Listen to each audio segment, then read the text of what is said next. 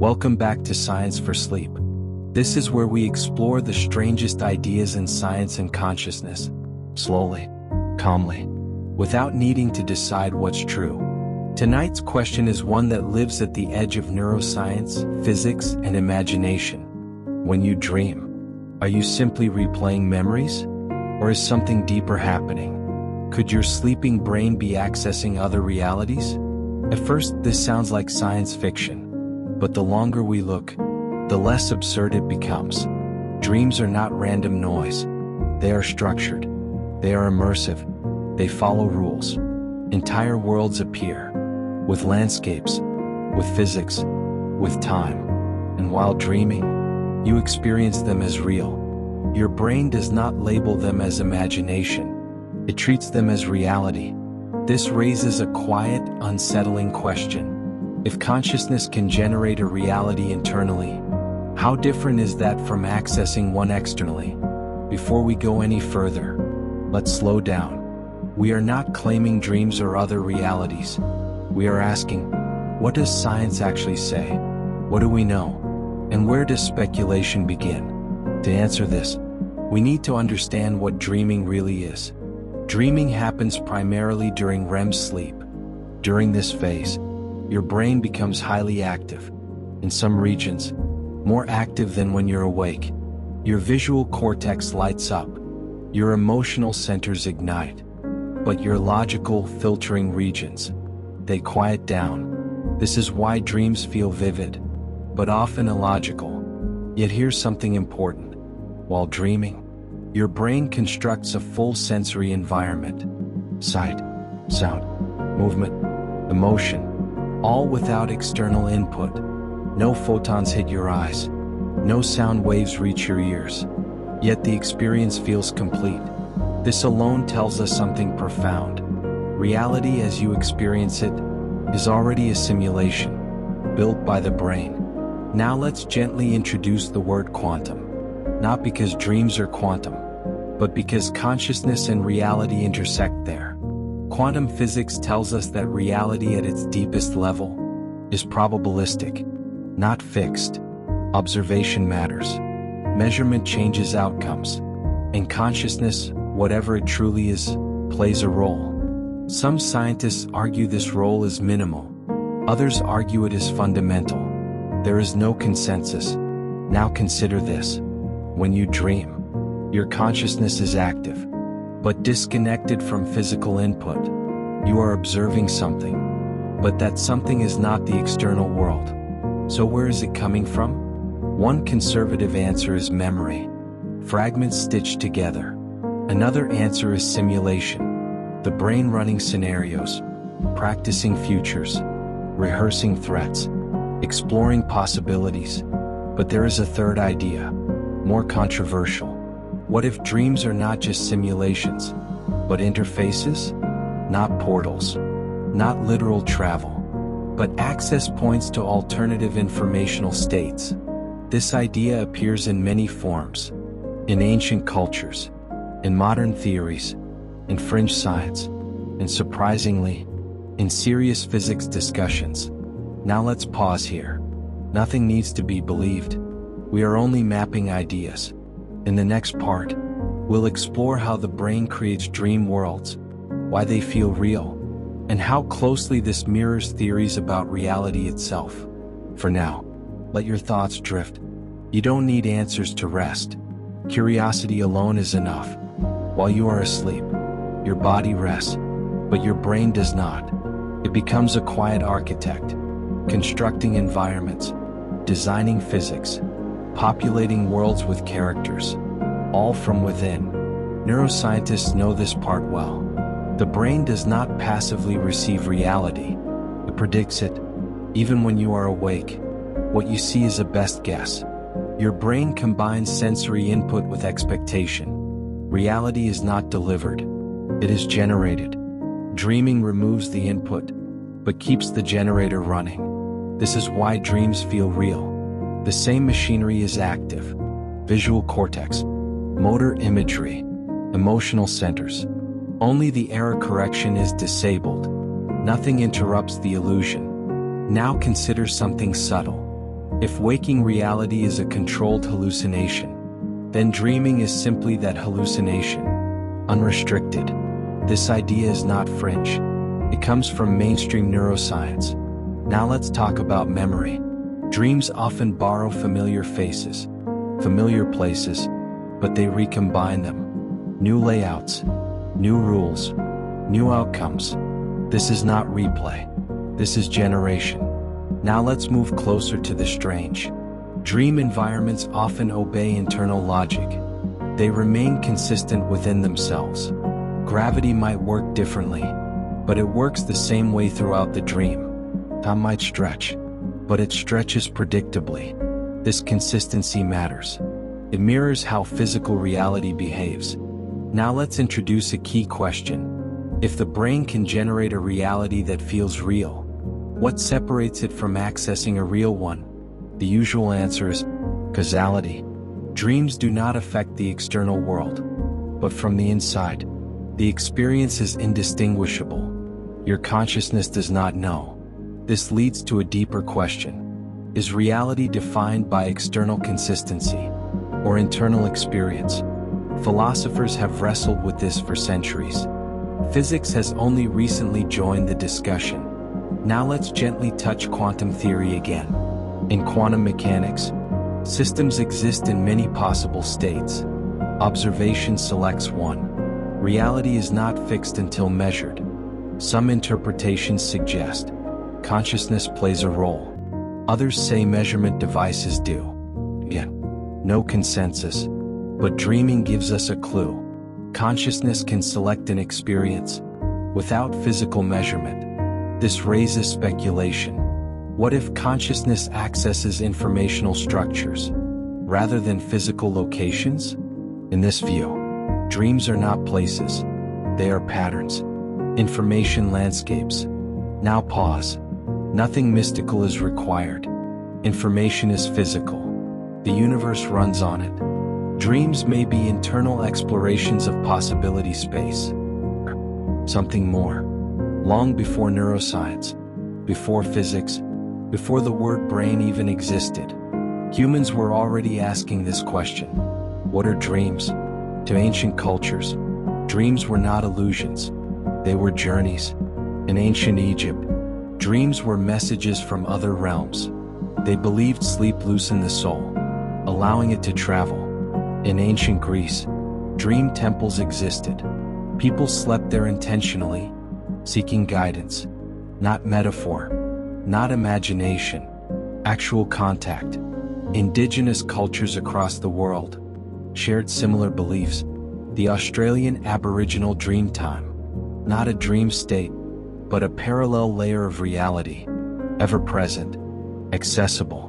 Shamans trained for years to enter dreams consciously, to navigate them, to return with knowledge. Now pause. These cultures were separated by oceans. They did not communicate, yet their descriptions are remarkably similar. Dreams as doorways, dreams as layers, dreams as realities alongside this one. Modern science often dismisses this, but dismissal is not explanation. Let's look closer. Lucid dreaming exists. Science confirms it. You can become aware inside a dream. You can make choices. You can observe the environment. And here's something strange. Lucid dreamers report stability. The longer they remain calm, the dream world responds to attention. Focus strengthens it. Doubt dissolves it. This mirrors quantum behavior. Observation alters outcomes.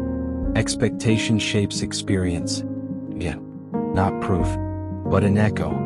Now let's introduce a modern theory. The holographic universe. Proposed by physicists like David Bohm. The idea that reality is not local. Information is distributed. Every part contains the whole. This is true. Consciousness might not be confined. Dreaming may access non-local information, not traveling physically, but informationally. Now add another theory. The simulation hypothesis. Reality as computation. Dreams as nested simulations. Simulations within simulations. In this model, dreams are not fake. They are lower resolution realities, temporary, subjective, yet real while experienced. Now comes the uncomfortable question. If dreams feel real while you're in them, how do you know this isn't one? We won't answer that.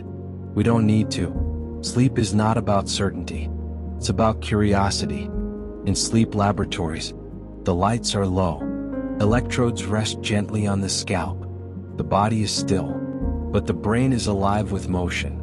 When a person enters REM sleep, something remarkable happens. Brain activity becomes chaotic, yet organized, like weather.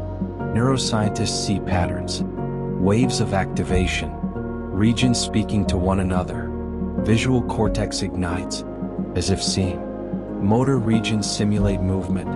Without muscles moving, the emotional centers become dominant. Fear, wonder, curiosity. But the prefrontal cortex, the rational filter, goes quiet. This is why dreams accept impossibility. Now here's something subtle. The brain does not tag dreams as dreams. That label only appears upon waking. Inside the experience, there is no marker. No, this is fake. This matters, because perception defines reality. Now let's talk about experiments. Scientists have learned to communicate with lucid dreamers while they are asleep. They ask questions. The dreamer responds with eye movements. Confirmed. Measured. The dream world is not sealed. It is interactive. Now imagine this. A conscious observer inside a generated reality, communicating outward. This blurs lines. Now consider a deeper layer. Dream time behaves strangely. Minutes can feel like hours. Events unfold non-linearly. Physics suggests time is not fundamental. It emerges. Dreams may reveal how. Now let's introduce the default mode network. This network activates when the mind wanders, when it imagines, when it constructs narratives. During dreaming, it dominates. This same network activates when people think about the universe, about self, about meaning. It's the story generator. Now a question emerges. If dreams are narratives generated by the brain, and waking life is also a narrative, what truly separates them? Only constraints. Waking reality has consistent external feedback. Dreams do not. But consistency alone does not define reality. Internal coherence does. Now let's step toward speculation. Some theorists suggest dreams are consciousness exploring low-energy states, possible configurations, alternative outcomes, not worlds, but versions, parallel experiential threads, not provable, but intriguing. In quantum physics, there is an idea so strange. It sounds like science fiction, yet it comes from equations. The many worlds interpretation. According to this view, every quantum possibility happens. Not one outcome, but all. Reality branches endlessly. You don't notice, because you experience only one branch. Now imagine consciousness, not as a point, but as a stream, moving through possibility space. Most of the time, the stream is constrained, but during sleep, those constraints loosen. This is where speculation begins. What if dreams are consciousness sampling nearby branches, not traveling physically, but informationally? Tiny deviations, familiar yet different. This would explain why dream worlds feel almost right, but not quite. Faces are familiar, but off. Places exist, but shifted. Events follow logic, but altered. This mirrors how parallel worlds would differ, not radically, but subtly. Now pause. This is not accepted science, but it is not forbidden either. Physics does not say it cannot happen. It says we don't know. Now consider this. Your brain already simulates futures. Every decision involves prediction. What if dreaming is prediction untethered? Exploring outcomes without cost. This would make dreams rehearsals for reality. Evolution would love this. But here's where it gets stranger. Some dreamers report shared dreams, meeting the same place, The same entities. No evidence. Only stories. But the stories persist. Across cultures. Across centuries. Now let's talk about consciousness again. If consciousness is fundamental, as some physicists suggest, then the brain may not create it. It may tune it. Dreaming could retune the signal, accessing different informational states, not other universes, but other layers of this one. Now breathe. We are not claiming. We are wondering. Science begins with wonder. Almost everyone has experienced it. A dream that feels different, clear, detailed, emotionally vivid. Then later, something happens. A moment, a conversation, a place, and a chill follows. I dreamed this. Science approaches this carefully, because memory is imperfect. We forget thousands of dreams. We remember the ones that align. This is called selection bias. But that's not the end of the story. Statisticians note something interesting. Human brains are exceptional pattern detectors. Dreaming amplifies this ability. It connects distant ideas. Weak signals become strong associations. Dreams may not predict events. They may predict likelihoods. Your brain absorbs subtle cues. Tone changes. Environmental shifts. Behavioral patterns. During sleep, those signals recombine. The result feels prophetic. Now let's bring in probability. In large systems, rare events are inevitable. Given enough dreams, some will align with reality. This explains coincidence, but not intuition. Some experiments show the brain reacts to stimuli before conscious awareness, milliseconds before, as if it knows. This is controversial, but measurable. Now imagine dreaming, where time perception dissolves. Past, present, future blur. Dreams might not move forward in time, but sideways, accessing informational structures that are already statistically encoded. Not fate, not destiny, just math. Now a deeper question. If the brain can model futures, does that mean the future already exists? Physics leans toward yes. In block universe models, time is laid out. We move through it. Dreaming might briefly loosen that movement, glimpsing adjacent moments. Again, speculation, but elegant. Now let's calm the mind. Nothing here demands belief, only openness. Nightmares are not accidents. They are not failures of sleep. They are features. In fact, they are some of the most ancient dreams we have. Long before language, before cities, before science, humans dreamed of danger, falling, being chased, losing loved ones. These themes appear across cultures, across time. What? Because fear is efficient. The brain remembers fear better than pleasure. Nightmares activate the amygdala, the brain's alarm system. During REM sleep, this region becomes highly active. At the same time, the logical mind stays quiet. This creates raw emotion, without rational explanation. Evolutionarily, this makes sense. Dreaming allowed early humans to rehearse survival, to fail safely, to run, to hide, to learn. Now consider something subtle. Nightmares often distort reality. Threats are exaggerated. Rules bend. This forces adaptability. The brain isn't training you for one danger. It's training you for uncertainty. Now let's step into a deeper layer.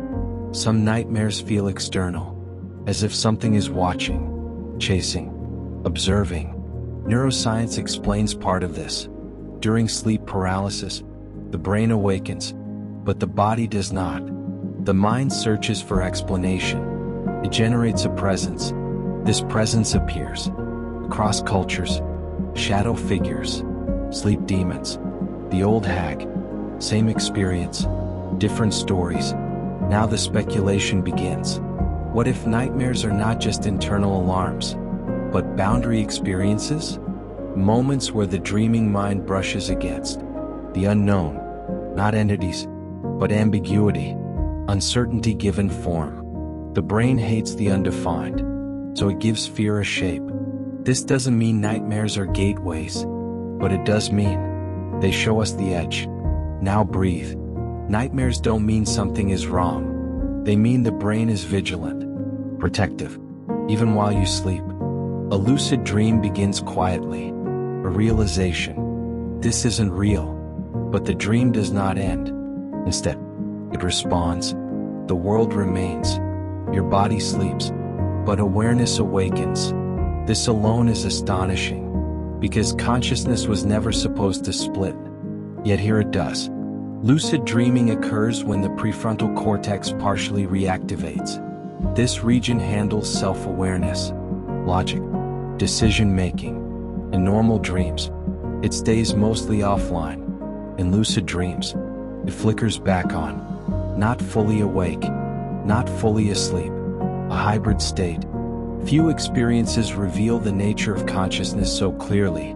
You can think without a body, without muscles, without sound.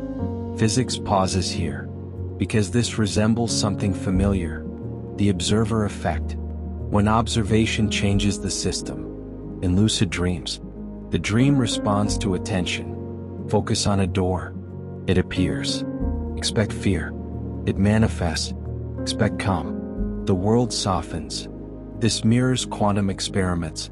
Particles behave differently when observed. Now the leap. Is the dream world reacting?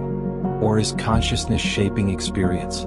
Some researchers propose reality itself may be dreamlike, a simulation, not of matter, but of information. Lucid dreaming shows us what it feels like to operate inside a simulation, with admin access. This leads to ancient questions, Tibetan dream yoga, indigenous vision quests, shamanic journeys. All involve controlled dreaming. All treat dreams as real spaces. Different layer, same reality. Now let's ground this.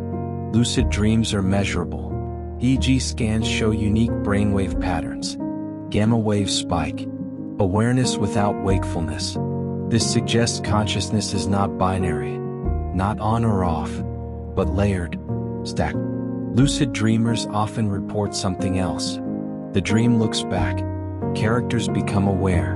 They respond intelligently, sometimes independently. The brain may be simulating other minds. It may be accessing models already stored. Something stranger. Yet, we do not conclude. We observe. Most dreams feel private, contained, yours alone. But some dreams break that rule. You dream of someone, and they message you the next morning. I dreamed about you. Same place, same moment, same feeling. Science usually answers with coincidence, and sometimes that's enough. But the frequency of these stories, across cultures, across centuries, raises a quieter question. Are minds truly isolated? Carl Jung believed no. He proposed the collective unconscious, a shared mental layer, beneath individual identity. Not thoughts, not memories, but patterns, symbols, archetypes. This explains why people dream of the same figures, the same places, the same stories, even without contact. Modern neuroscience offers a parallel. Human brains are structurally similar. We process fear in nearly identical ways. This alone could create overlap. But then comes something stranger. Some laboratory studies show sleeping brains synchronize, heart rates align, breathing patterns match, especially between close individuals, parents and children, partners, twins. This suggests resonance, not communication, but alignment.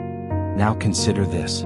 If consciousness is a field, not a product, then sleep may lower the boundaries. Waking life is noisy. Ego dominates. Attention narrows. Sleep dissolves that. The self softens. The borders blur. In this state, information may not travel, but patterns may overlap, like ripples crossing on water. No signal sent. No message received. Just shared motion.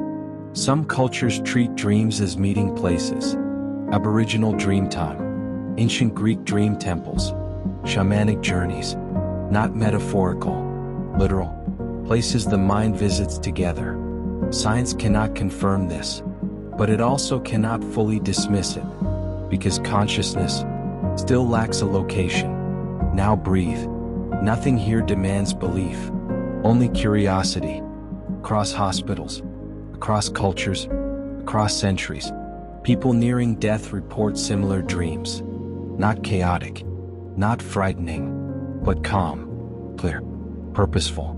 They dream of travel, of crossing water, of boarding trains, of being welcomed. Neuroscience notices something important here. As the brain approaches death, oxygen fluctuates. Neurochemicals flood the system. DMT-like compounds may be released. Time perception dissolves. Memory networks activate intensely. The brain enters a hyper-integrated state, not shutting down, but reorganizing. Now the striking part. These dreams often include deceased relatives, not strangers, not abstract symbols, but familiar presences, people the dreamer trusts. This happens even when the dreamer did not know the person had died. Skeptics say coincidence. Others point to memory retrieval. But something remains unexplained. Why are these dreams coherent? Why do they reduce fear? Why do they often bring peace? Evolution doesn't favor comfort at death. Survival has already failed. So why does the brain do this? One theory suggests the brain is closing loops, integrating identity, compressing a lifetime into meaning. Another theory suggests consciousness may not end, but transition. Not proven, not dismissed. Near-death experiences mirror deep dream states. Tunnels, light, expanded awareness, out-of-body perspective. The same brain regions activate, as in lucid dreaming. The difference is permanence.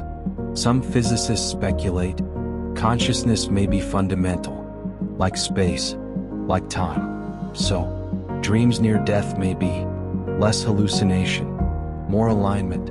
Again, we do not conclude. We notice. You wake up. You sit up. The room looks normal. Your phone is where it should be. The light feels right.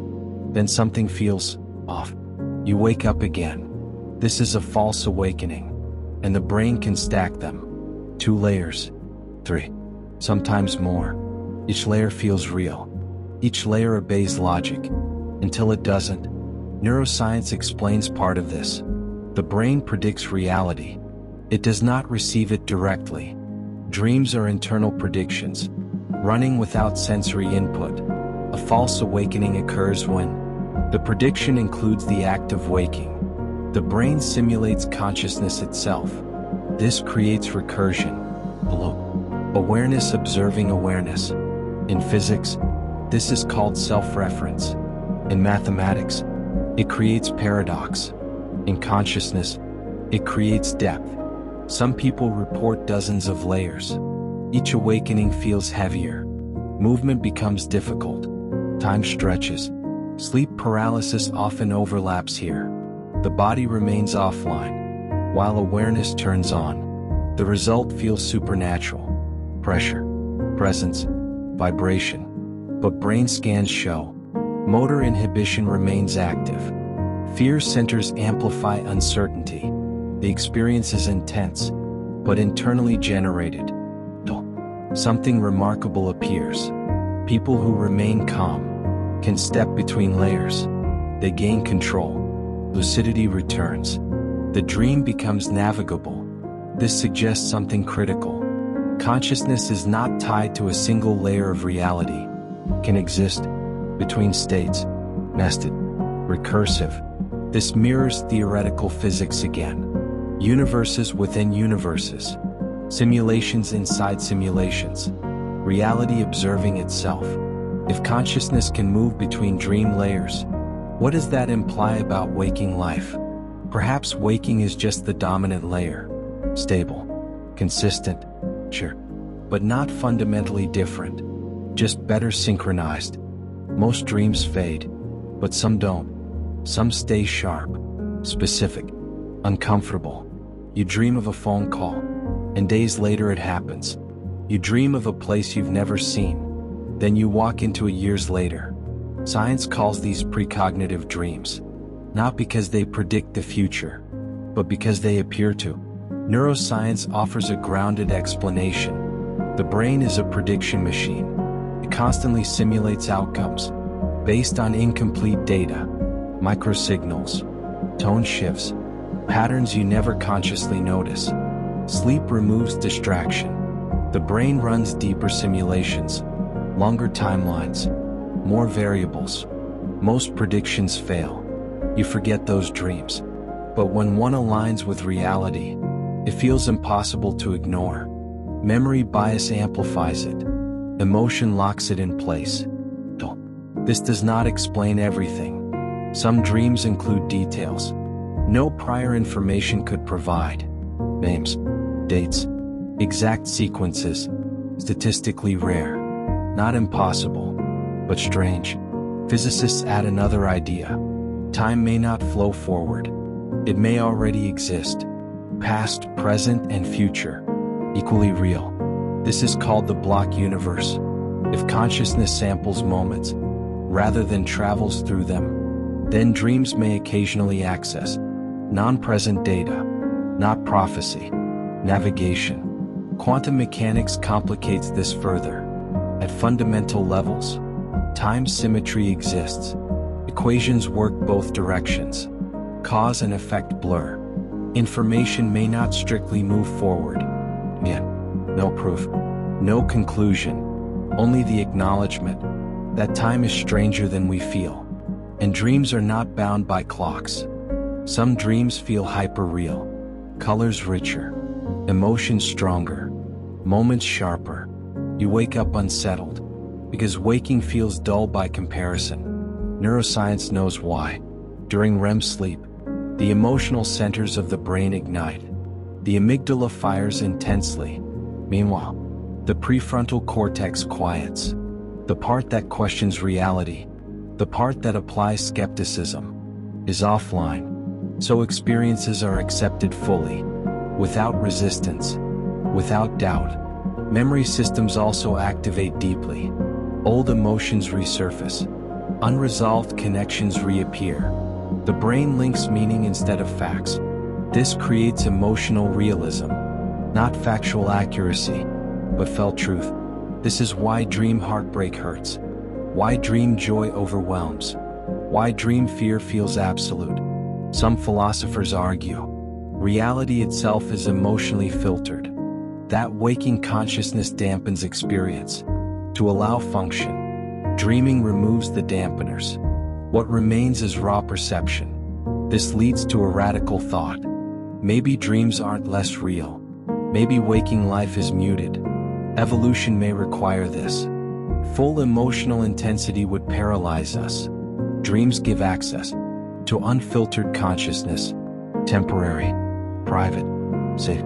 Some theories suggest dreams are consciousness without constraint, a baseline state, and waking is a controlled hallucination. Yet, we do not claim, we observe. Across cultures, across centuries, there are stories of shared dreams. Two people dreaming the same place, the same conversation, the same event, and remembering it upon waking. Modern science approaches this carefully. There is no verified evidence of two brains entering the same dream, but there are strange overlaps. Couples who sleep together synchronize brain rhythms, heart rates align, breathing patterns mirror. E.g., studies show sleep stages can entrain. When one enters REM, the other is more likely to follow. This creates temporal alignment, two minds dreaming at the same time, influenced by shared environment, shared memories, shared expectations. This increases similarity, but similarity is not sameness. And yet, some experiments push further. Lucid dreamers, asked to perform specific actions, signal researchers through eye movements. They can communicate from inside dreams. This proves awareness can persist. It does not prove sharing. there is another layer. Human memory is social. We reconstruct memories together. After waking, stories merge. Details fill gaps. Dreams align after discussion. This creates the feeling of sharing. But what about moments where no discussion occurs? Identical dreams reported independently? Statistically rare. Not impossible, but intriguing. Physics again whispers possibilities. Entanglement allows correlation. Without communication, brains are not quantum objects in that sense, but neural synchrony shows systems can align without direct control. Shared rhythms, shared narratives, shared symbolic language. Perhaps shared dreams are not shared spaces, but shared patterns. Two radios tuned to the same signal, without broadcasting to each other. In dreams, you meet people who are not there. Strangers, guides, observers, sometimes beings that feel aware. They speak unexpectedly. They resist your control. They surprise you. This creates a disturbing question. The dream is yours. Who are they? Neuroscience offers a grounded answer. The brain is not one voice. It is a society. Multiple networks operate independently. Emotion, language, memory, threat detection. During waking life, they coordinate. During dreams, they separate. Each network can generate output, speech, faces, intentions. Your mind externalizes these outputs as characters. This is called agent simulation, the same mechanism that lets you imagine what someone else might think. In dreams, there is no boundary, so inner processes appear as others. But this explanation does not remove the strangeness. Some dream figures show knowledge. The dreamer does not consciously have. They solve problems. They reveal forgotten memories. They challenge beliefs. This happens because the dreaming brain accesses information without ego filtering. No censorship. No narrative control. Raw pattern access. To the dreamer, this feels external, autonomous, almost alive. Some cultures took this literally. Dream spirits, ancestors, visitors. Modern psychology reframes it. Subpersonalities, fragments. But the experience remains powerful. There is also a deeper theory. The brain may model consciousness itself, not just people. Awareness recognizing awareness. This creates the illusion of another mind, a mirror that talks back. In rare cases, lucid dreamers ask dream characters, "Do you know you're dreaming?" Some respond, "No." Some respond, "Yes." Some refuse to answer. This reveals something unsettling.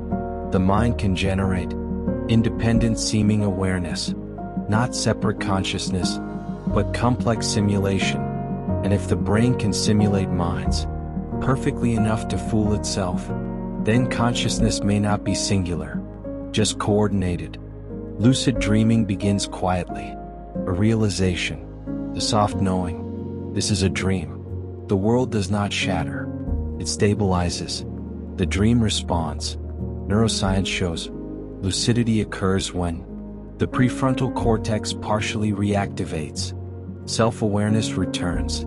Without fully waking the brain, you are conscious, inside a simulation. This makes lucid dreams the closest thing we have to a controllable reality. But control is not total. The dream resists force. Aggressive intention collapses scenes. Calm curiosity sustains them. This mirrors waking life. Systems respond best to gentle guidance, not domination. Experienced lucid dreamers learn. Expectation shapes physics. Belief defines gravity. Attention directs motion. Fear destabilizes environments. Acceptance stabilizes them. This has been studied. MRI and EEG data show when dreamers attempt control, emotional regulation increases success. Anxiety disrupts REM coherence. Calm synchronizes networks. Lucid dreams are not fantasies. They are training grounds. The brain rehearses agency, decision-making, self-reflection. Creativity explodes. Artists report solutions. Scientists report insights. Athletes rehearse movements. All inside a closed simulation. Some theorists ask, is waking life also a lucid state? A shared simulation. With rules we cannot rewrite, lucidity becomes philosophy. If awareness changes experience, then perception defines reality. This does not mean you manifest the universe, but you do filter it. The quantum observer effect is often misunderstood. Observation doesn't create particles, but it selects outcomes. In dreams, selection feels like creation. This blurs the line. Sometimes you wake up, only to realize you are still dreaming. Your room looks familiar. Your body feels real. You check the time. You move, and then something is wrong. This is a false awakening. It occurs when the brain simulates waking consciousness without actually exiting REM sleep. The mind believes the dream has ended, but the simulation continues. Neuroscience shows these episodes happen when arousal systems activate before motor systems fully reconnect. Awareness rises. Reality does not. The brain fills the gap. It creates a waking layer on top of the dream. Sometimes this happens repeatedly. Dreams within dreams. Nested realities. Each layer feels more convincing. This terrifies some people, fascinates others, but the brain is not malfunctioning. It is doing exactly what it evolved to do: predict, simulate, maintain continuity. The mind hates sudden gaps, so it builds bridges. False awakenings reveal something profound. Reality is not a place. It is a state of interpretation. The brain decides what is real, based on coherence, consistency, memory alignment. When these align, experience feels real, even if it is not. Philosophers noticed this long ago. Descartes asked, "How do I know I am awake?" Modern neuroscience answers, "You don't. Not with certainty. You infer it." Each morning, your brain runs a reality check. Body feedback, environmental stability, social confirmation. When dreaming, some of these checks pass, others fail. False awakenings exist in the middle, neither fully asleep nor awake. Some lucid dreamers learn to use them. They recognize instability. They stay calm. They drop into deeper lucidity, like stepping through a trapdoor. This is advanced territory, but it reveals a larger truth. Consciousness is layered, not singular, not fixed. States overlap, blend, slide. Sometimes you wake up, but you cannot move. Your chest feels heavy. Your breath feels shallow. The room feels wrong. This is sleep paralysis. It happens when the mind wakes before the body does. During REM sleep, your brain paralyzes your muscles. This prevents you from acting out dreams. It is protective, efficient, necessary. But occasionally, awareness returns early. Motor control does not. You are conscious, inside a locked body. The brain panics. The threat system activates, and the dream layer leaks through. This is why people see shadows, figures, presences, not because something enters the room, but because fear demands an explanation. The brain creates one. Cultures across history noticed this. The night hag, demons, shadow beings, alien visitors. Same experience, different story. Neuroscience confirms. The amygdala is highly active. Visual cortex fills in blanks. Memory supplies familiar threats. This is not imagination. It is perception without context. The experience feels more real than reality, because emotion amplifies certainty. The calmer you are, the less vivid it becomes.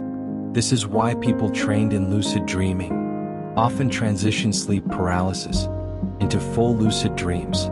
They do not fight. They observe. They let the body remain asleep while the mind explores.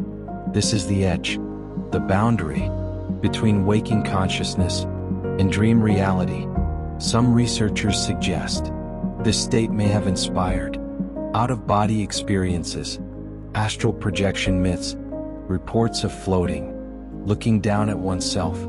The brain's body map temporarily detaches. Location becomes flexible. Selfhood loosens. Nothing leaves the body.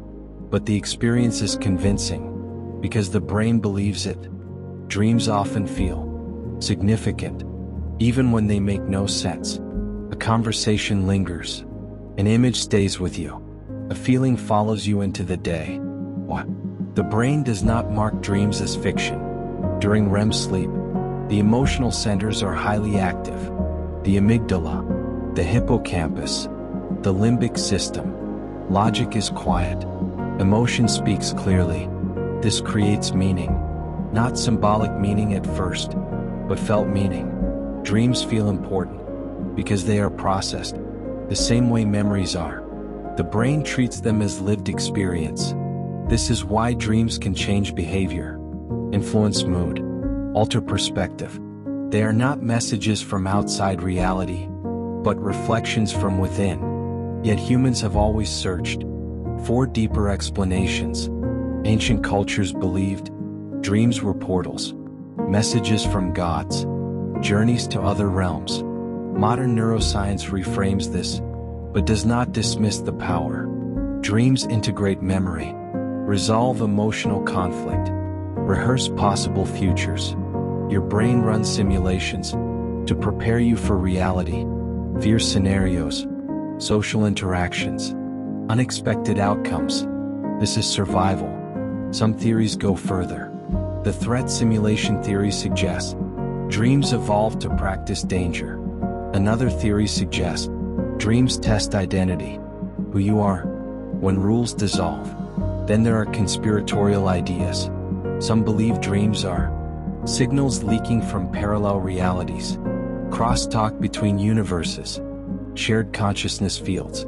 There is no evidence for this, but the idea persists because dreams feel bigger than the brain. And perhaps that tells us something, not about the universe, but about consciousness. Meaning does not require external truth.